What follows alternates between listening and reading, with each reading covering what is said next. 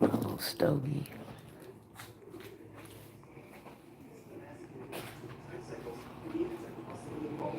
Give me some water while I'm at it, actually. Before I get this here day started.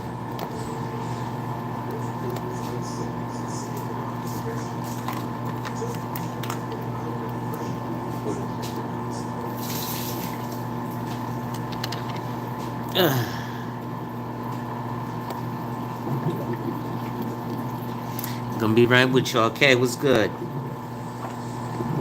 I might redo this because I might want to share the link to or I might do another live after this because I want to share the link to let y'all come up and ask some questions. Bear with me though, I'm getting my water. I'm getting ready to run to my spot outside. Alright. Salute, folks. It is your boy, the insurance junkie, your fiduciary fellow, the all-star advisor, Alonzo Hall, your social media insurance broker. And I am returning today to wipe and tap on your head with another Stogian story. I'm going to stop with the blunts and books. We're just going to do straight cigars. They're more expensive anyway. Those cigars that we smoke weed in are terrible. I see he back at Sunday Fun Day. Yes, sir, Magic. And today is a special one. So today we're going to be talking about a celebrity, and not the Donald Trump shooting or attempted assassination, even though that's current events. But everybody's talking about, very similar to when Lisa Marie Presley died, Shannon Doherty recently died. What, on July 13th, which was yesterday or 2 days ago? Yesterday. Right? Now, you have all and bear with me because my Wi-Fi will probably go out, so I'll blink out for a bit and then come back because I keep my phone on Wi-Fi even when I exit the house, and then it goes off Wi-Fi and picks up the regular signal. So if I blink out, I will be back. But I want to talk about Shannon Doherty because you'll have a lot of these, financial channels, and all they talk about is how rich people are stocks and bonds, and that's it, got dollars and investments, even though insurance is an alternative to investment. Yeah, she died yesterday. So before I go into, ladies and gentlemen, please make sure you hit that like, drop a comment, subscribe, and hit that notification bell so you're made aware every time I release new content. Yeah, to schedule an appointment with a licensed financial professional, the links are in the description of I hate these damn blank zones of signal here in my city. But we look at celebrities like we had Camille Winbush, who, people are ostracizing her for not having a shit ton of money from being on the Bernie Mac show 20 plus years ago. She hasn't really acted since. And people got to understand, I actually have been in TV, and TV shows don't make money until after season 5, syndicated TV shows. So season 5 is where cast and crew and everybody starts to get paid. I was never a major actor. The one show that I was going to be a major actor on was a show that was going to be picked up by Fox called Weekends at Bellevue, and it was going to be in regards to, it was me and Exhibit, and we were in like a crazy house. Bellevue is a mental hospital in Harlem, New York, so it was kind of chronicling the conditions of that hospital before they closed it down in the mid 80s, I believe. So that's like one show that I got on that never got picked up. I was on Madam Secretary, Person of Interest, Power. All those TV shows, they really don't make money until after the 5th season. Now, the principal actors like Shannon Doherty, they're going to have big contracts, but their contracts don't get really big again until like the 5th and 6th season of the show. Right? So you just don't see a bunch of money in people. But as regular people we think, oh, well, these celebrities are just papered up ridiculously and they have, kit and caboodles of money for no reason. Thank you, Magic, for that, by the way. And we just think that they're, loaded, right? And that is not always the case. So I am going to read this article here with us. As you guys know, I do like to put my articles into the chat. Bear with me here while I turn on my car so I can roll down my windows and now have the car full of smoke. Take off my shades. Again, actually, I won't use Night Square. Let's use something. Give me a second. I forgot my Bluetooth automatically comes on. Turn on this light. Unwrap this stove. This is a cheap stove. It's only like $15, but such is life. This was a gift from my mother. She isn't into cigars like I am. Not that I'm heavily into cigars, but I go to this place here in Connecticut called the Owl Shop. Or if you've been in Manhattan, you might have heard of a place called Nat Sherman's. And they have, fairly expensive cigars. Like, most of my cigars are between $15 and $30. They're not really expensive, right? So, like I said, this is a cheaper one. Smells good. Now, I don't have my cigar cutter with me. So, I am going to have to figure out a way to poke a hole in this here cigar. And luckily, I have my handy dandy knife. But before I do that, let's get into this article. Chaos, what up, bro?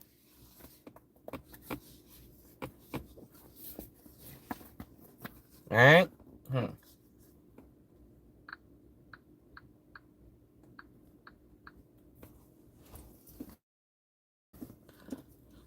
So here's the article. Oh, what the fuck?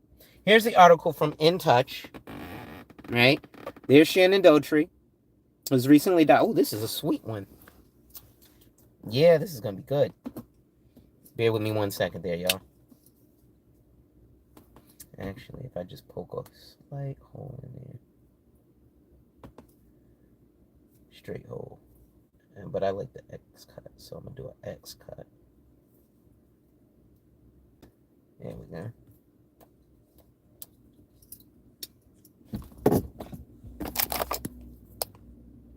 So here it says, Shannon Doherty's estate left behind $6 million Malibu mansion and a 7-figure sum for her family.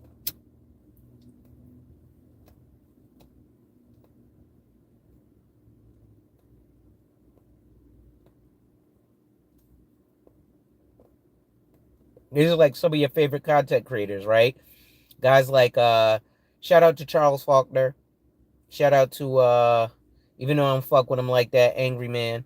There's a lot of dudes it's not that I don't fuck with them. I just don't fuck with them either. Like, I rocks with Charles. We're definitely good men. Do we agree on everything? No. But what man does? So, Shannon Doherty revealed her financial situation in divorce court as she fought her estranged husband, Kurt Iswarienko, for temporary spousal support before her death. In Touch can exclusively reveal. So Shannon passed away on Saturday, July 13th, 2024, at the age of 53. Her rep, Leslie Sloan, says, "It is with a heavy heart that I confirm the passing of actress Shannon Doherty. On Saturday, July 13th, she lost her battle with cancer after many years of fighting the disease." So she had a critical illness. I'm sorry. She had a terminal illness. You know, in her life insurance policies, with that terminal illness, she didn't have to use her own money, even though technically the life insurance is her own money. It multiplied the money she put in there to have available. Let's say she had a $10 million death benefit. With a terminal illness diagnosis like cancer, where they're usually giving you 12 months or less to live, you have something called living benefits on your life insurance, which means that she could have called her insurance agent and said, hey, I got diagnosed with cancer. Here's the paperwork. Send me 75% of the death benefit tax-free in cash so I can go do what I want. Or I can go Zoom to Thailand and pay for this surgery, this, it's not allowed in America, but they got this surgery in Thailand that I can take. And then you say, she's rich. She could do that on her own. Rich people use OPM. She added, the devoted daughter, sister, aunt, and friend was surrounded by her loved ones, as well as her dog, Bowie. The family asked for their privacy at this time so they can grieve in peace. At the time of her death, Shannon was in a bitter battle with Kurt and had yet to settle their contentious divorce battle. In the divorce, Shannon filed an income and expense declaration weeks before her death. She revealed that she pulled in an average of $21,000 a month, but said that this was to decrease dramatically once Charmed was taken off streaming this month. So a lot of us know her from 90210. She was also on the show Charmed. Shannon said she had $251,000 in the bank and another $1.88 million in stocks and bonds and money from her lawsuit with an insurance company over damage done to her California home. Now, if I do some math, he said they too young for 90210. Yeah, they are. So let's see. $1.8 million plus $250,000. So that's about $2 million. But remember, she left a $6 million mansion. Right? It says the 9021 actress said she had real property worth $3 million. She said her Malibu home was worth $6 million, but she owed $3 million on the mortgage. So if she owed $3 million, she has a property worth $6 million, and she has a property worth $3 million. The property that she has is worth $6 million. It's still owed $3 million. So that takes out any value of the property that's free and clear owned at $3 million. So she's in debt $3 million.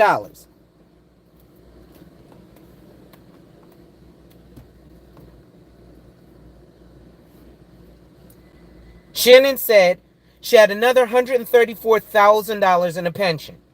Her monthly expenses totaled $53,000 and included $20,000 for her mortgage, $3,600 in property taxes, $4,000 in maintenance and repair, $1,348 on eating out, $1,446 on laundry and cleaning, $1,600 on clothes and various other expenses. And she said that she owed $150,000 on an SBA loan and another $170,000 owed to her divorce lawyers.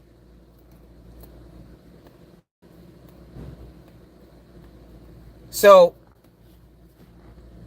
after about 2 months, that $134,000 in that pension is gone because her expenses are $53,000 a month. So that's $53,106. Third month, she can't pay her expenses off of that pension. And she's supposed to be able to live off of a pension for the rest of your life. She was going through it. And this is why things like life insurance are very important. I told you guys with Lisa Marie Presley, she had $35 or $45 million worth of death benefit. She was going to cash in one of those $10 million policies and pay the $4 million of debt she had.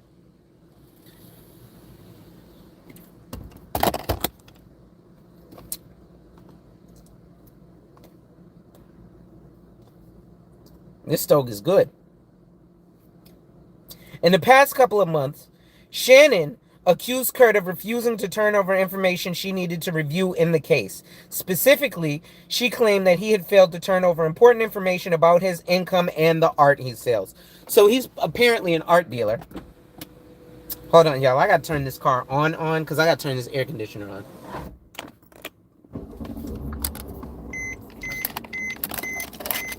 Yeah, she was going through it, bro. Turn my AC on. I'm hot. I turn this, I spray this spray. Because I don't want my car stinking. But cigars smell way better than, regular cigarettes. Anyway. Actually, I gotta turn this air conditioner off because it's not allowing me to smoke the cigar properly. So, in the past, during marriage, particularly in the later years of our relationship, Kurt earned several $1,000,000 per year. He has made a name for himself in his industry, Shannon said. She added Kurt's annual average earnings for the last 3 years of marriage was $672,916. My average annual earnings for the last 3 years of marriage was $259,708.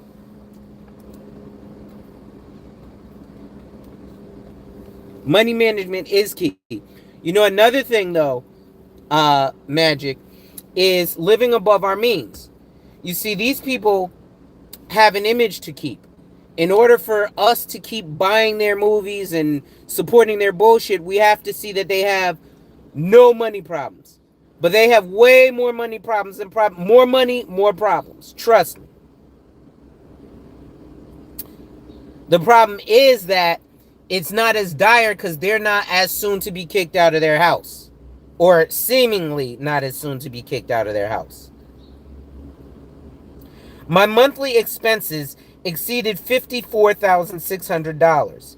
In 2023, my medical expenses alone were $21,640. And because I have not worked this year, I will no longer be eligible for SAG health insurance, and this number will dramatically increase, she said. So right now, she's getting health insurance from the Screen Actors Guild, which is a union for actors. She continued, while I've been unable to work, incurring exorbitant medical expenses not covered by insurance to undergo experimental treatments in hopes of prolonging my life, Kurt has been utilizing the airplane, spending thousands of dollars at medical spas, jewelry stores, Gucci, and on flights for his agent, while simultaneously claiming that he has insufficient funds with which to support me. Now notice, she said that her rich husband, who only makes a little over $500,000 a year, he ain't even making $750,000 a year, so he ain't even that loaded. It's not like he's making millions of dollars a year. He only makes $675,000 a year, right? So they buy Gucci too. But again, when I tell you rich people buy Gucci, when they buy Gucci, it doesn't say Gucci across the front. It says Gucci on the tag. And that's it. Prime example. Like I told you, all the glasses that I wear are Burberry! But you can't tell they're Burberry unless you happen to know Burberry pattern. Or if I turn it around and I show you here. Man, I can't even see that. Where is it?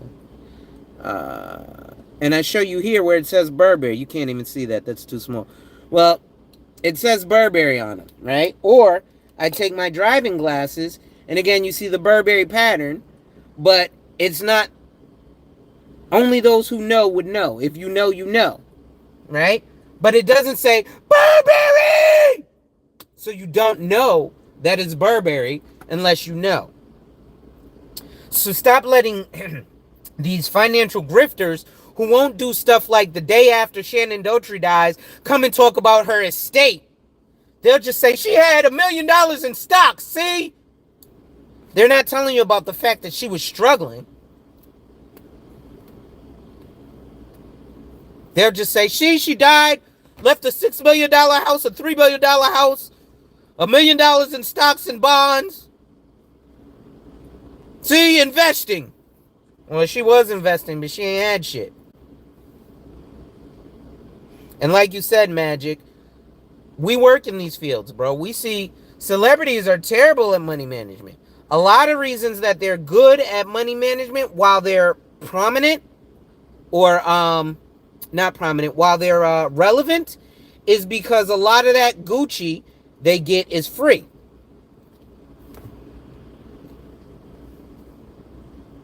So, Shannon's lawyer added, Shannon is an actor. She enjoyed most of her success from acting prior to this marriage. As a result of her health issues, she is largely unable to work and has no future employment prospects. Today, virtually all of her income is residual income from acting work performed prior to this marriage. The majority of her residual income is from a television show called Charmed. However, Charmed will no longer be streaming on any major streaming platforms after June 30th, 2024. As a result, Shannon's future residual income will dramatically decrease, as she explained. No decisions on spousal support were made before she passed. So that's the article, folks. I just want to take a look at if they're going to show us this profit and loss statement of hers. Let's see. So, like I said, she filed an income and expense declaration.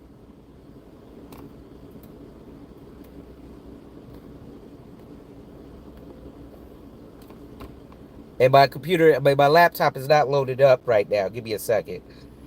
But we don't see any mention of life insurance. Right? Yeah, I don't know why well, yeah, I don't know what's going on with my tablet. Oh, it's in airplane mode, that's why. Close all of this. So, at any rate, that's the article for today, folks. I thought this was going to be substantially longer. But I'm not going to go too incredibly long. We kind of... I'll start doing more of these. Especially because more of this stuff is coming up. Here's an old stock I had. More of this stuff is coming up. And it's becoming more and more prevalent. And now, people have really started to see the importance of a simple product called life insurance. Because, see, like, the things like stocks and bonds that people like to tell you about, even though you can bequeath that down, 99.999% of people don't get the proper documents to pass it down by avoiding probate. Right? So what happens is, like Aretha Franklin or Prince, these famous wealthy ass people die without a will, so they die intestate, meaning that the state decides who gets what. Right? So now the state decides who gets their stuff instead of them deciding who gets their stuff. Or even if the state is going to decide, if they have life insurance, the life insurance will make sure that their family gets more of whatever it is that they wanted them to get. And the state might dictate who gets what, but the state gets paid from the life insurance. I'll give you an example. Chadwick Boseman died intestate without a will. When he died, the state decided that his mother was going to get $1.1 million. The state decided that his wife was going to get $1.1 million. And because the state decided that his mom got $1.1 million, and because the state decided that his wife got $1.1 million, the state decided to charge his estate $1.5 million for deciding who got his shit. See, when you get stocks, art, or real estate, it has to be liquidated. So what happens is you get these things called fire sales or estate sales where, oh shit, we got to sell this shit quickly. Which means that if we sell it off quickly, it don't mean that it's going to sell for what the market price is. And stocks is even worse because stocks, you can go back 6 months to the high point of the stock. But let's use something like Tesla. Let's say somebody had Tesla right before they went to what, 867 and did the stock split. Then they did the stock split. I don't know what Tesla is today, but I know it ain't $800. Now they have to liquidate all those shares. which means the executor of your estate has to find a stockbroker. They have to pay that stockbroker commission to sell those stocks at whatever the best price currently is, which may not be that $867 per share that you bought it at, that you was like, oh, Tesla's not going nowhere. By the way, Mercedes-Benz owns 10% of Tesla. That's why Tesla's so well, because Mercedes-Benz in 2009 pumped $50 million into Tesla. Otherwise, you wouldn't be driving a Tesla. You'd be driving your Toyota Prius. So, put out this stove for that. So, that's part of the importance of, again, the will and final testament, right? And life insurance. Because the life insurance is going to make sure that a lot of that stuff gets paid for and taken care of through various means. Put my glasses back on. It's hot as a bitch out here. But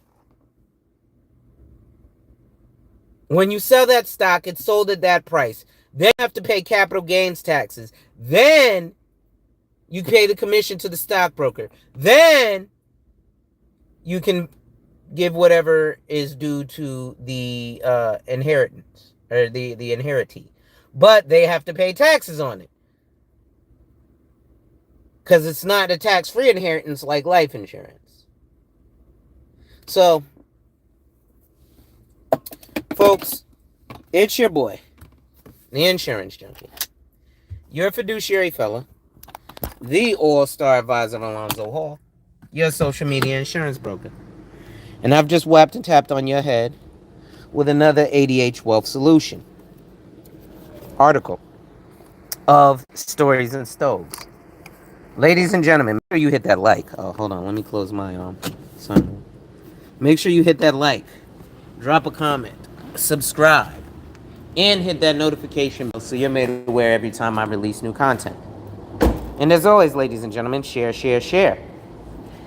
Lastly, to contribute to channel growth or to schedule an appointment with a licensed financial professional, the links are in the description of this video.